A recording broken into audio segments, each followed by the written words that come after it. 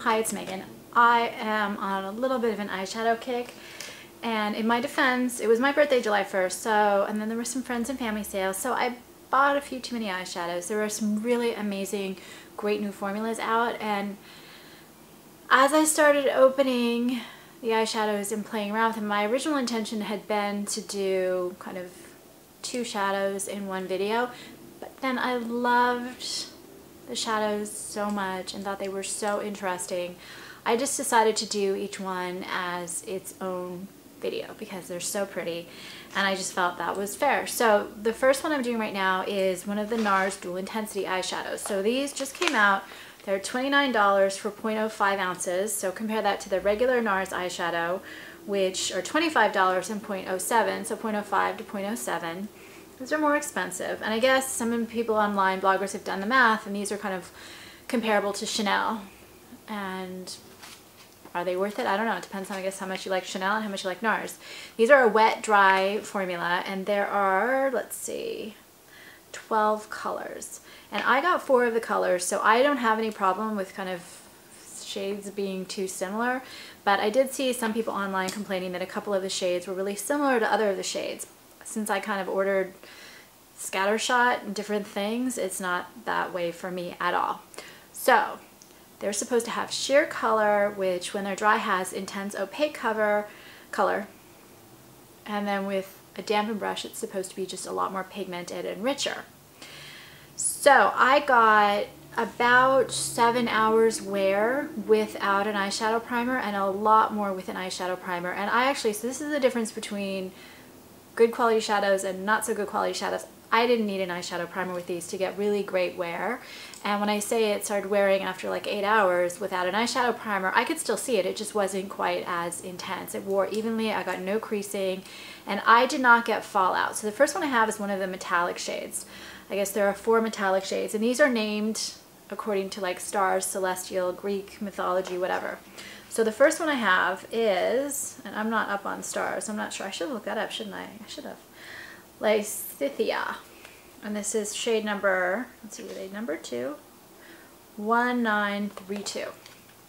And I would describe these to me as closest to the MAC in Extra Dimension formula. So it almost looks a little wet. It's shimmery, not quite as metallic. MAC kind of is at the borderline of metallic in my opinion with a lot of their in Extra Dimension shadows. And I don't always love metallic because that's a little square thing. It's just a little too cool tone. I'm pretty warm toned. So it comes in a little square, a little mirror, around it opens up, you see the color. So mine I've been playing with. These are super finely milled. They're super, they're not glittery. They shimmer, but they don't glitter. And mine's kind of a mess, but that's just me. I was playing with this wet and dry, and because it's a wet dry formula, you can't see, as you can with some eyeshadows, where I have wet the shadow. And I've actually wet the brush, but that wets the shadow. So it's this beautiful, beautiful silver, and I almost see a bluish green undertone, and it has like the Urban Decay Moon Dust eyeshadows, which I love. It has kind of that wet, sun on water kind of look to it, even more so than the In Extra Dimension. And when I put it on wet, this particular shade, because that's what really got me excited, I started putting them on wet. So this one is dry. You can see it does look wet. Very fine shimmer. And this one I applied wet. And with this particular color, I didn't notice that big a difference, but I did notice a difference more in person than like on the camera. It's not the color in this shade, it's that texture, which is slightly different. And I have some outdoor swatches, which I'm going to overlay into this video. I just don't think that this type of eyeshadow is possible to fully capture inside, but it's also not fully possible to capture on film unless you're maybe a super awesome photographer, which I'm not. So this is in Extra Dimension. This is from the Alluring Aquatics. And you can see, I don't know if you can see how similar in texture they are. So these Nars are regular collection. These are not limited edition like the one I have on my wrist. But they actually, the formulas are really pretty. Just that really soft, light on water kind of look to them. And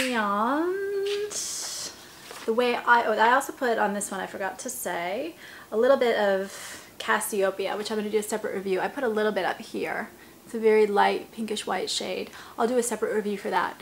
But you can see how evenly these apply, just really beautifully. They can be built up. This one is dry, but it can be built up to just a beautiful rich color. What I would do with this one, I have to say, I kind of like playing around with mixing different colors and putting things in the creases and all that kind of stuff.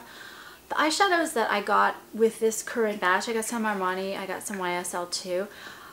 They're so pretty. I kind of like to wear them alone. So to compare the formulas, I think that the Nars is very different from the new YSL 5 Couture palettes, and then also the Giorgio Armani, in that it does have kind of that wet look to it, and it has kind of a more finely milled sheen as opposed to a shimmer.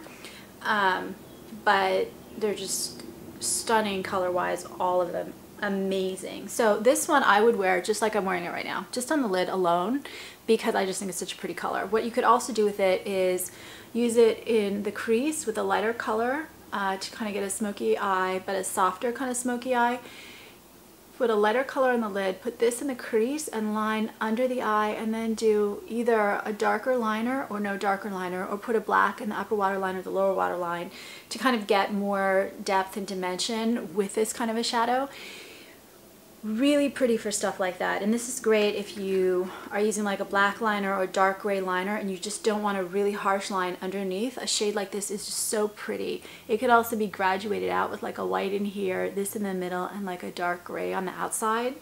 Playing with textures with these is just super, super stunning as well. Like with a matte black on the outside or in the crease, very pretty.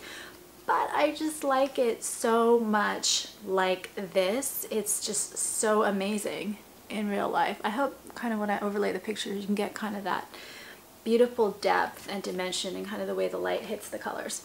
That is it for this review. If you have other colors, like I said, I did 4, so I'm going to do 4 different reviews, and I will actually do the Cassiopeia while I'm talking about other things. I'll do a swatch of that as well, just so you can see it since I've got it on. It's a super light shade. If you have suggestions on colors I really just should not miss, that would be great. I think I said subscribe already. And I'm doing a novel on YouTube, you can see sort of, called Masks, which is about makeup and the masks we wear. And I've done 6 chapters. I'm going to put a link to that in the description.